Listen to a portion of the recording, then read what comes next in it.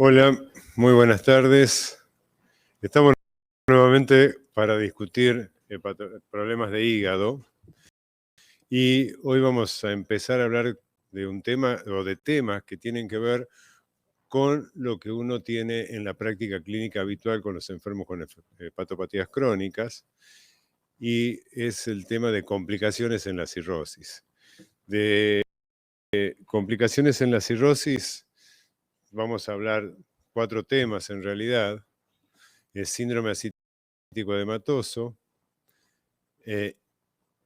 insuficiencia renal, y después, de acuerdo al tiempo, hoy vamos a discutir infecciones o encefalopatía, y el que quede de esos dos para la próxima semana.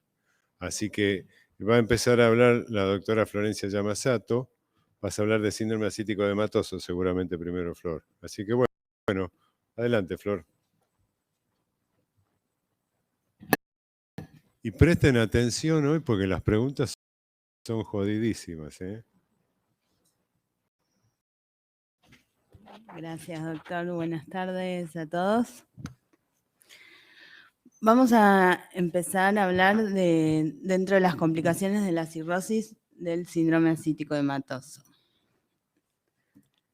Como nosotros sabemos, todas las enfermedades hepáticas producen todo un proceso de inflamación que con el tiempo va a llevar a la fibrinogénesis, siendo este el camino final de todas las hepatopatías crónicas en porcentajes variables. Sabemos que según la enfermedad hepática subyacente, la evolución hacia la cirrosis puede variar entre un 10 y un 40%, en un periodo de alrededor de 30 años, siendo inicialmente lo que se llama cirrosis compensada, que puede evolucionar hacia su descompensación entre un porcentaje de un 3 a un 6% anual en nuestros pacientes y posteriormente evolucionar hacia la muerte o el requerimiento de trasplante según la gravedad del cuadro entre un 15 y un 20% anual. Dentro de lo que es la cirrosis descompensada, tenemos las 3 principales descompensaciones, la flechita acá, que son la hemorragia digestiva, el síndrome ascítico edematoso y la encefalopatía, que con el tiempo y a medida que evoluciona con mayor deterioro de la función hepática, los pacientes pueden presentar segundas descompensaciones más graves como son la citis refractaria, los resangrados, las infecciones, incluyendo la PV y el síndrome hepatorrenal. Y recuerden que siempre, en cualquier estadio de la enfermedad, en los pacientes con cirrosis podemos encontrar lo que es el carcinoma hepatocelular. Brevemente, hablar de cuáles son los scores pronósticos que nosotros utilizamos habitualmente. Tenemos el score de D'Amico, que tal vez es el menos conocido, pero que tiene la ventaja de que nos permite estadificar a nuestros pacientes con variables solamente clínicas. Si han tenido o no descompensaciones y qué tipo de descompensación nos va a categorizar a los pacientes del estadio 1 al estadio 5, permitiendo ver, como pueden ver acá, la sobrevida a los 5 años. Obviamente a mayor número de descompensaciones, mayor mortalidad. Después tenemos el score de Child, que todos los conocen, que utiliza variables como la encefalopatía, la bilirrubina, la citis, la albúmina, tiempo de coagulación, y en la CBP utiliza otros valores de bilirrubina, y que lo categoriza en 1 y en A, B y C, que son 3 estadios, siendo el A un estadio compensado, el B y el C estadios descompensados. Y el score de MEL, que es el que se utiliza principalmente en los pacientes para evaluar si tienen indicación de trasplante y para ponerlos en la ubicación en la lista de trasplante. Esto brevemente para que tengan presente cuáles son los scores que nosotros utilizamos y no vamos a hablar mucho más de eso. Y sí nos vamos a centrar en el tema de esta clase, que es el síndrome ascítico edematoso. La citis es la complicación más frecuente en los pacientes con cirrosis. El 50-60% de los pacientes con cirrosis compensada desarrollarán ascitis dentro de los 10 años del momento del diagnóstico y tiene una mortalidad que ronda el 15% al año y un 44% a los 5 años. Citis y a los pacientes que tienen cirrosis descompensada, es importante conocer cuál es la fisiopatología de la hipertensión portal. No vamos a adentrarnos mucho en esto, pero sabemos que la diferencia de presión entre la vena porta y la vena cava inferior, que es el gradiente de presión portal, está dado por 2 determinantes: el flujo venoso portal y la resistencia vascular del sistema venoso portal, que es el que se encuentra afectado en los pacientes con cirrosis e hipertensión portal. Sabemos que existe una alteración estructural y alteraciones funcionales. Dentro de las alteraciones estructurales, el aumento de la fibrosis secundaria a la inflamación que se produce en forma crónica va a producir aumento de la rigidez, trombosis de las arterias y venas de intermediano y pequeño calibre, y a su vez va a producir shunts, o sea, comunicación arteriovenosas. Y a nivel funcional lo que se va a producir es una contracción activa de los elementos contráctiles que presenta el hígado, una disminución en la producción del óxido nítrico, que como sabemos es una sustancia vasodilatadora, y un aumento de las sustancias vasoconstrictoras. La presión portal normal está dada entre 1 a 5 milímetros de mercurio. Se considera que el paciente tiene hipertensión portal cuando ese gradiente, o sea, esa diferencia entre la vena cava y la vena porta es mayor a 5, que tiene una hipertensión portal significativa, es decir, que tiene más riesgo de complicaciones cuando es mayor a 10, y que es grave, o sea, tiene aún mayor riesgo de desarrollar hemorragia digestiva entre las complicaciones más graves, cuando ese gradiente de presión portal es mayor a 12 milímetros de mercurio.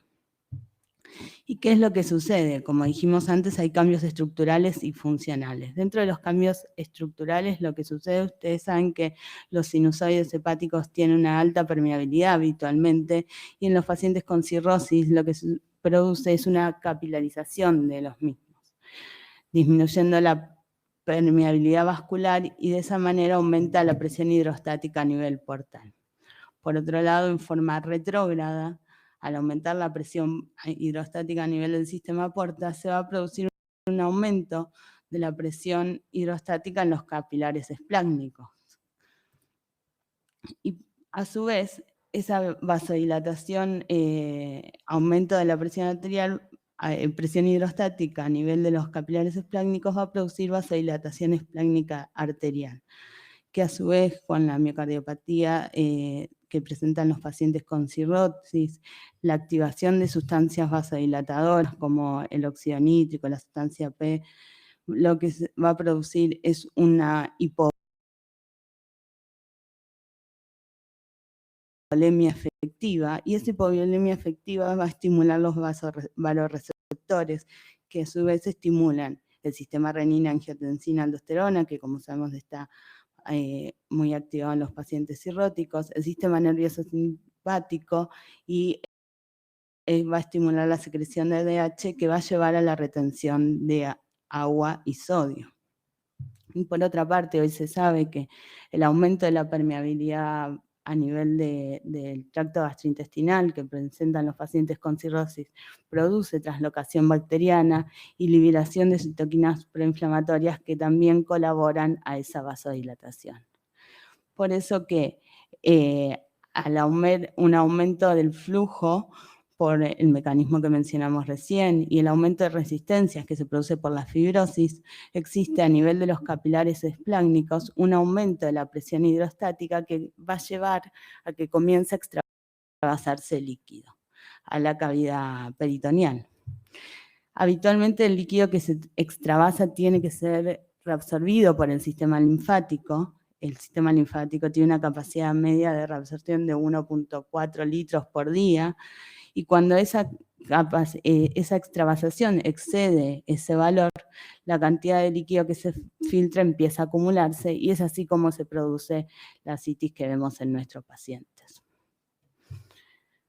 Entonces, es importante que sepamos cómo manejamos a los pacientes cirróticos que tienen o desarrollan el síndrome ascítico hematoso, porque es lo que más frecuentemente vamos a ver en la práctica clínica diaria.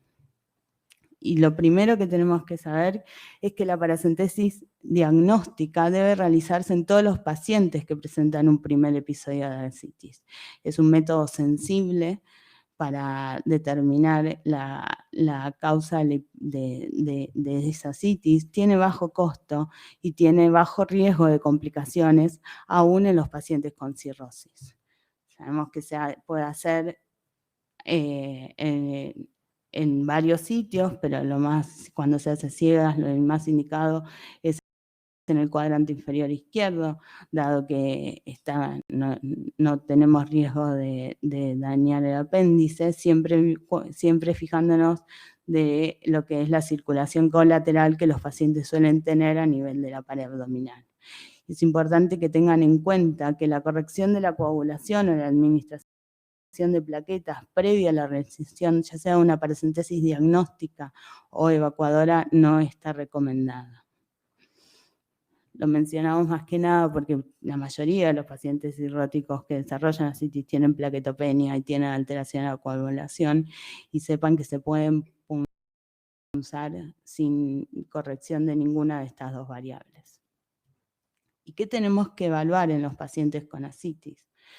Obviamente esto lo vimos en la primera charla, pero indagar cuál puede ser la causa de esa ascitis o si ese paciente tiene riesgo de tener una cirrosis, evaluar con una ecografía abdominal si tiene hipertensión portal, si fuera posible, o si tiene alguna lesión hepática, o si tiene causas que no sean hepáticas que puedan justificar el cuadro, y obviamente el laboratorio que debemos realizar, que vamos a ver para qué nos va a utilizar, y los antecedentes que puedan tener nuestros pacientes. Inicialmente dijimos que es un procedimiento, la punción de líquido cítrico es un procedimiento que tiene bajo costo, bajos riesgos, y tiene una alta sensibilidad para poder determinar la hipertensión portal. Y para eso lo que tenemos que dosar es la albúmina, tanto en el líquido como en el suero. Con el cálculo del GASA, que es el gradiente de albúmina en el suero menos el líquido acítico, cuando este valor es mayor o igual a 1,1, decimos que el paciente tiene hipertensión portal. Lo otro que es importante tener presente, que después vamos a ver para qué lo vamos a utilizar, es el recuento celular y de los glóbulos blancos y el recuento diferencial, es decir, la cantidad de polimorfonucleares que tenemos. Enviar la muestra para cultivo. Lo ideal, y se ha observado que aumenta el rédito, es utilizar los mismos frascos que se utilizan para los hemocultivos, y la determinación de proteínas totales, porque nos va a permitir el seguimiento a largo plazo de estos pacientes. Y aparte de eso, opcionalmente, si pensamos que el paciente que tiene cirrosis tiene agregado alguna otra patología, podemos pedir dosaje de glucosa. Si pensamos que tiene una peritonitis bacteriana secundaria, LDH, amilasa, BNP, si consideramos que podría tener insuficiencia cardíaca o marcadores tumorales, aunque sepan que tienen baja sensibilidad para diagnosticar enfermedades neoplásicas, el GRAM, el ADA, las citologías y los triglicéridos para cuando pensamos que tiene agregado a eso una ascitis quilosa. Entonces, ¿cuál es la primera evaluación o cuál es el primer paso para evaluar al paciente que tiene cirrosis y desarrolla ascitis? Dijimos el GASA, si ese GASA es mayor a 1,1, lo siguiente que tenemos que determinar es el recuento de polimorfonucleares. El recuento de polimorfonucleares nos va a dividir las aguas entre lo que es la ascitis no complicada y la peritonitis bacteriana espontánea, de las cuales vamos a hablar más adelante. Si el recuento es menor a 250 células por centímetro cúbico, estamos en presencia de una ascitis no complicada. ¿Y cuál es el manejo que tenemos que tener en los pacientes que tienen una ascitis no complicada? Es decir, que tienen una ascitis que no está infectada. Lo primero son las medidas higiénico-dietéticas. La restricción de sodio no tiene que ser absoluta, porque se ha visto que los pacientes que les restringimos 100% el sodio tienen un alto riesgo de desnutrición. Por lo tanto, lo que se sugiere es restringir el sodio en la preparación de las comidas y permitir agregarle hasta 2 gramos por día.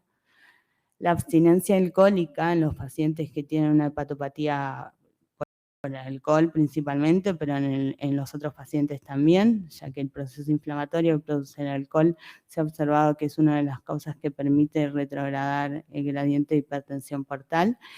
La restricción hídrica, que muchas veces le indicamos, tengan presente que no siempre está indicada y se deja fundamentalmente en los pacientes que tienen hiponatremias severas. El tratamiento farmacológico, que ahora vamos a hablar un poquito más, que nosotros tenemos disponibles son los diuréticos y posteriormente las paracentesis evacuadoras de grandes volúmenes. Entonces, en cuanto al uso de diuréticos, la pregunta que siempre uno se hace es si se utilizan uno o dos diuréticos. Los diuréticos que tenemos disponibles y más frecuentemente se utilizan son la espironolactona y la furosemida. Como sabemos y mencionamos anteriormente, en la fisiopatología de la cirrosis, uno de los principales mecanismos que llevan al desarrollo de las complicaciones y de la hipertensión portal y de la citis es la importante activación del sistema renina-angiotensina-aldosterona. La espironolactona es un antagonista de la aldosterona y lo que hace es inhibir a nivel de los túbulos colectores el intercambio de sodio y potasio, aumentando la excreción de sodio.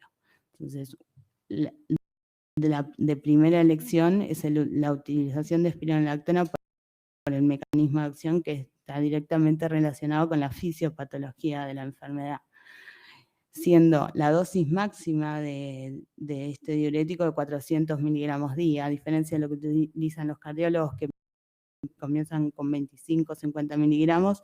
En el síndrome ascítico hematoso la indicación es iniciar con 100 miligramos, seguir aumentando paulatinamente con una dosis máxima de 400 miligramos día.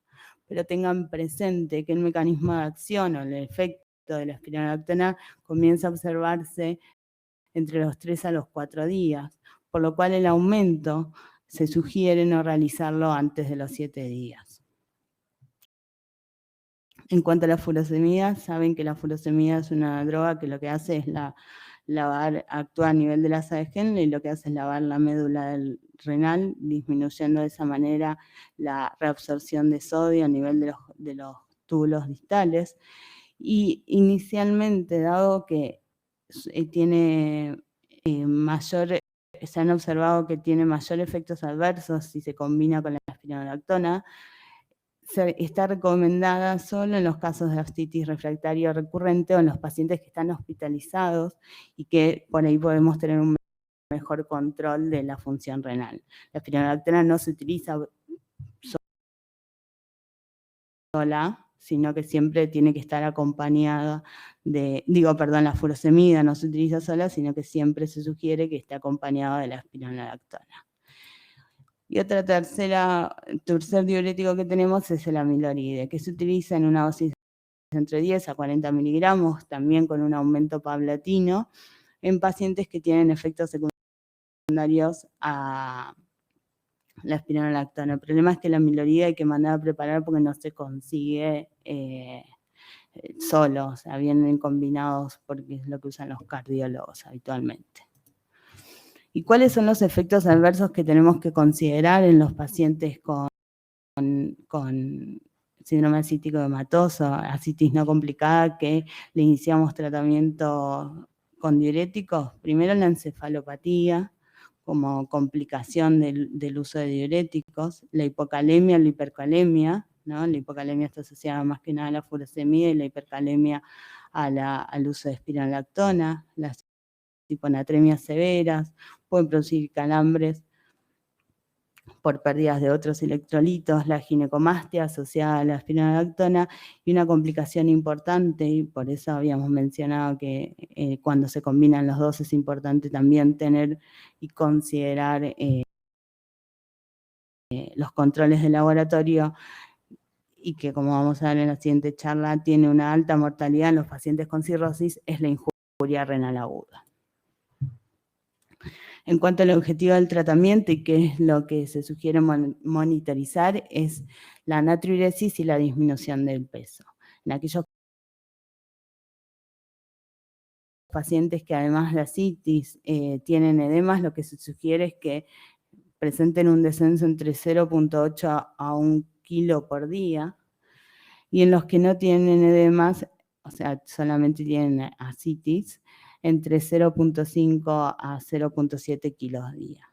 ¿Cómo controlamos que el efecto del diurético sea el que nosotros esperamos? A través de la natriuresis. Hay dos formas de hacerlo. Se dice que la respuesta es adecuada si el paciente tiene ese descenso de peso y tiene una natriuresis mayor a 78 miliequivalentes en una orina 24 horas o en una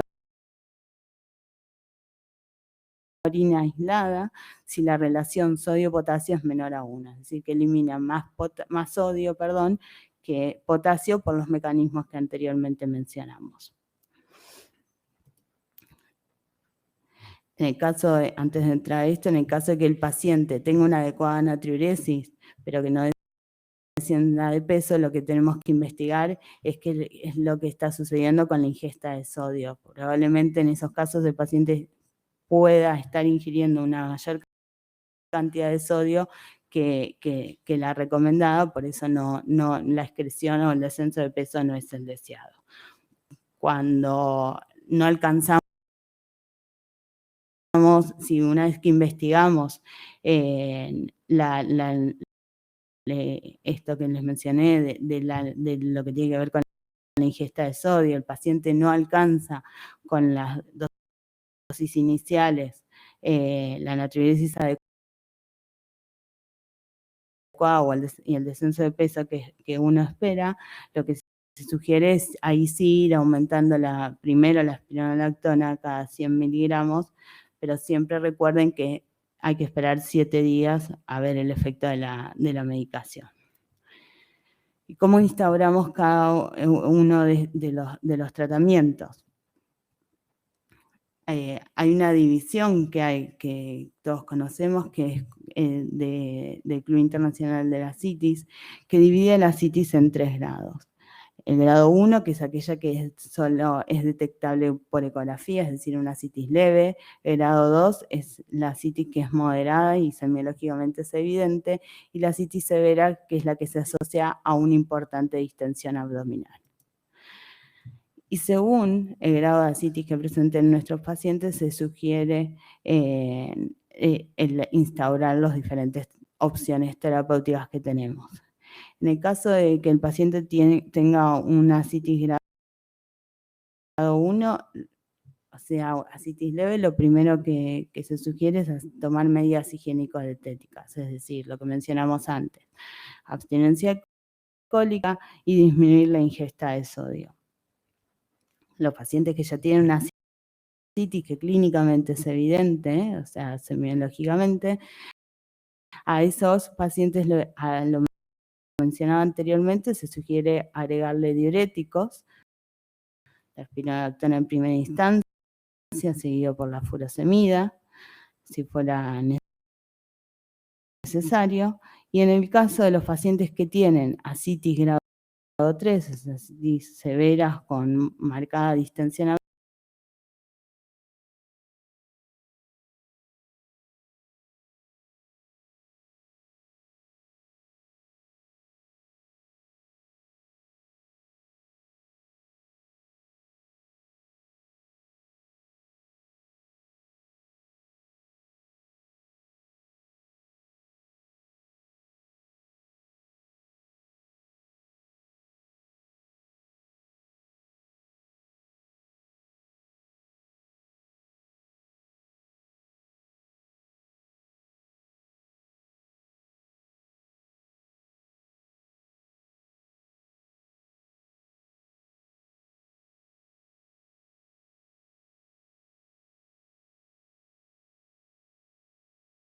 abdominal, se puede agregar lo que son las paracentesis evacuadoras de grandes volúmenes.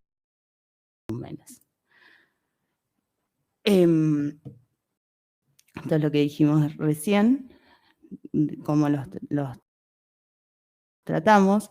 Y en el caso de la asitis grado 3, las paracentesis de grandes volúmenes, lo que lo que hacen es la punción del líquido cítrico con la evacuación de la mayor cantidad de líquido posible. Lo que se ha observado es que estas paracentesis disminuyen el tiempo de hospitalización, disminuyen la incidencia de los efectos adversos de los diuréticos porque permiten usar dosis menores de diuréticos y no ir escalando porque el paciente no baja de peso, tiene bajo riesgo de complicaciones, pero también tengan presente que esto no disminuye la mortalidad ni el número de hospitalizaciones. Y siempre luego de las paracentesis es importante indicar el tratamiento con diuréticos si fuera posible. Como dijimos, las paracentesis en lo posible tienen que ser totales, hay que extraer la mayor cantidad de líquido que podamos, siempre y cuando no sea una asitis, estamos hablando de asitis no complicada, esto no es un paciente que tiene una cirrosis con asitis pero que no está infectado. Y lo que se sugiere es reponer la cantidad, el líquido que se extrae con albúmina en una dosis de 8 gramos por cada litro de asitis, de líquido acítico que se extrae. ¿Y por qué? Porque esto evita lo que se llama disfunción circulatoria post-paracentesis. Cuando uno extrae grandes cantidades de líquido, lo que se produce es una redistribución del flujo, llevando a una disminución de la presión intraabdominal con una importante vasodilatación arterial esplácnica, que eso se sensa como una hipovolemia efectiva aún mayor. Entonces, lo que va a hacer es, si no reponemos el líquido así, no reponemos la volemia, se va a activar aún más el sistema renina-angiotensina-aldosterona, el sistema nervioso simpático y la secreción de ADH, que va a llevar a mayor vasoconstricción a nivel renal, con el riesgo de desarrollo de injuria renal aguda y en algunos casos síndrome hepatorenal, el aumento de la retención de sodio y agua, con lo cual el paciente va a volver a tener asitis y edemas, y deterioro de la excreción de agua libre, que va a llevar a que retengan más agua que sodio, produciendo como complicaciones la hiponatremia, que posteriormente puede llevar al desarrollo de encefalopatía. Y estos son estudios ya viejos, pero que han mostrado que la reposición de albúmina luego de hacer paracentesis evacuadoras de grandes volúmenes disminuyen francamente el riesgo de injuria renal aguda, disminuyen la mortalidad de los pacientes y el riesgo de hiponatremia. Por eso, por cada litro de líquido acítico que se evacúa, indicado principalmente en los pacientes que se realizan paracentesis mayores a 8 litros, eso es fundamental, se debe reponer 8 gramos de albúmina con un máximo de 120 gramos. El máximo es para evitar la sobrecarga hídrica en los pacientes y el desarrollo del mago de pulmón.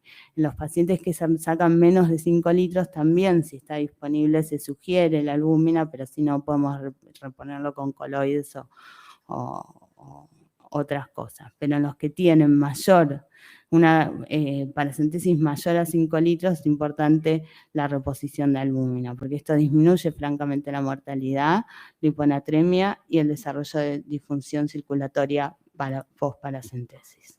Así que a modo de resumen, recuerden, las 3 medidas que tenemos para el manejo de la asitis no complicada son las medidas higiénico-dietéticas, los diuréticos y en los casos más severos las paracentesis de evacuadoras de grandes volúmenes.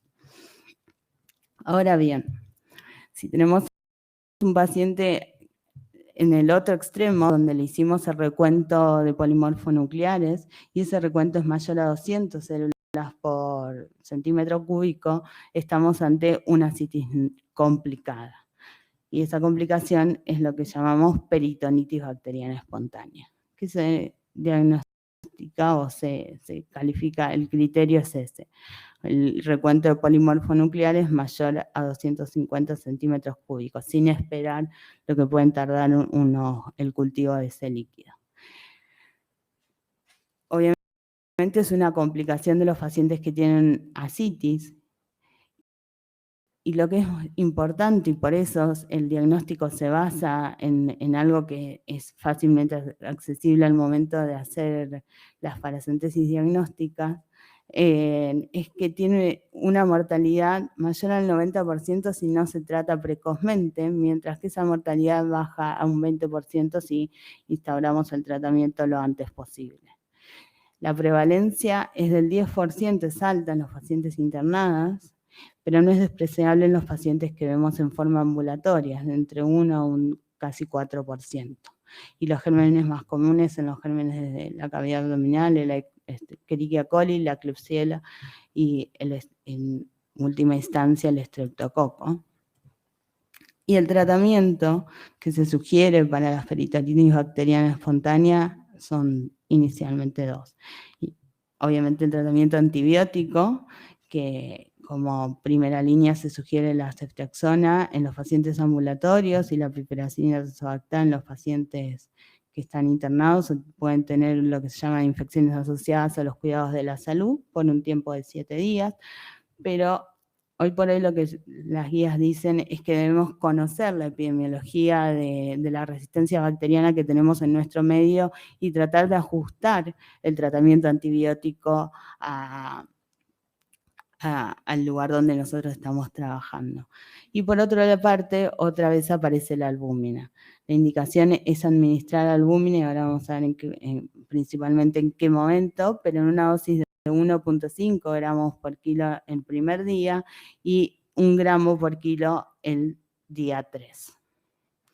Y principalmente, en lo posible, si se puede, se le administra a todos los pacientes, porque se ha visto que tienen beneficio en todos, pero principalmente aquellos pacientes que tienen aumento de la creatinina, es decir, una injuria renal aguda o valores de bilirrubina mayor a 4 miligramos por decilitro. ¿Y esto es por qué? Porque previene lo que es el síndrome hepatorrenal. En cuanto al tratamiento, es importante que tengamos presentes que luego del primer episodio de PBE, los pacientes tienen que recibir profilaxis para nuevos episodios, así como también aquellos pacientes que tienen, aunque no hayan tenido PBE, un recuento de proteínas menor a 1.5 gramos por decilitro, porque se ha visto que tienen mayor riesgo de desarrollar a futuro peritonitis bacteriana espontánea, y por eso es lo que le decíamos que inicialmente cuando evaluamos el líquido es importante tener el recuento total de proteínas, y aquellos que tienen cirrosis más descompensadas, son los que tienen un CHAIL mayor a 9, es decir, que son CHAI-C o valores de bilirrubina mayor a 3. Y la indicación es utilizar norfloxacina por el menor riesgo de resistencia en una dosis de 400 miligramos día, aunque se sugiere también considerar el uso de ciprofloxacina en una dosis de 500 miligramos día o de Bactrim en una dosis de un comprimido por día. Y otra complicación de la ascitis es la ascitis refractaria.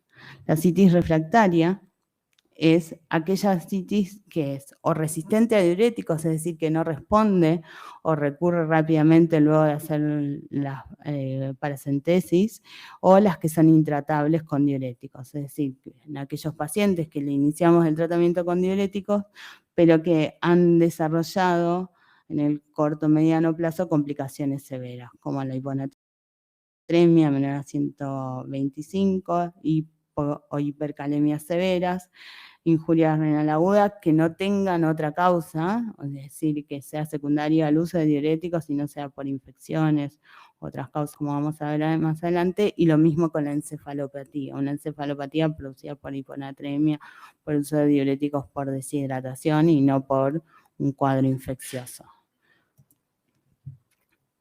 Entonces, en cuanto a los criterios de ascitis refractaria específicamente, que son las que no responden a los diuréticos, es aquella que a pesar del tratamiento durante una semana o más con la dosis máxima de diuréticos, que como dijimos son 160 miligramos de furosemida más 400 miligramos de spironolactona, asociado a una restricción de sodio, el paciente no tiene disminución de peso, el peso que nosotros esperamos, ni la excreción de sodio, o aquellos que a pesar de este tratamiento, y en el caso de la asitis grado 3, tienen paracentesis evacuadoras de grandes volúmenes, tienen recurrencia de asitis moderadas o severas dentro de las 4 semanas. Eso se considera lo que es la asitis refractaria. ¿Y cuál es el tratamiento de estos cuadros? Uno es realizar paracentesis evacuadoras de grandes volúmenes. Se pueden utilizar los diuréticos en aquellas asitis refractarias, no las que son resistentes, los diuréticos que pueden tener, que son intratables por diuréticos, que tengan una excreción mayor a 30 equivalentes o milimoles de sodio por día, pero después tenemos que considerar otros tratamientos que son más invasivos, como la utilización de los TIPS o el trasplante hepático. Los TIPS lo que hacen es como shuntear, como vemos ahí, la vena porta directamente a la vena hepática para disminuir lo que es el flujo a nivel de todo el sistema portal, disminuyendo de esa manera la recidiva de la asitis y el requerimiento de paracentesis de grandes volúmenes. El problema que tienen los TIPS es que por lo general se hacen en pacientes que tienen enfermedad hepática severa, o sea, asitis refractarias y demás, y que tienen contraindicaciones, y entre esas contraindicaciones son las que vemos acá: insuficiencia cardíaca, la hipertensión pulmonar, la encefalopatía, que pueden exacerbarse con el uso de TIPS, y los que tienen enfermedad hepática muy avanzada. Así que como conclusión podemos decir que el síndrome ascítico hematoso es una complicación frecuente, si no la más frecuente que podemos ver en los pacientes con cirrosis, y se considera como un punto de inflexión entre lo que es la cirrosis compensada y la cirrosis descompensada, porque como vimos aumenta francamente la mortalidad. Siempre tenemos que considerar que para decir que una asitis es no complicada, tenemos que descartar las complicaciones de la asitis, que es la PBE principalmente. Todo paciente con primer episodio de asitis se debe punzar para determinar cuál es la causa y si tiene alguna complicación. Y el tratamiento hoy por hoy se basa desde hace mucho tiempo en el uso de diuréticos y las paracentesis con reposición de albúmina en los casos más severos. Y recuerden esto, que es que el diagnóstico precoz, como vimos, de la PBE mejora la mortalidad, y que todo paciente con primer episodio de asitis, por lo que mencionamos de que es un punto de inflexión, debe ser evaluado por un centro de trasplante. Muchas gracias.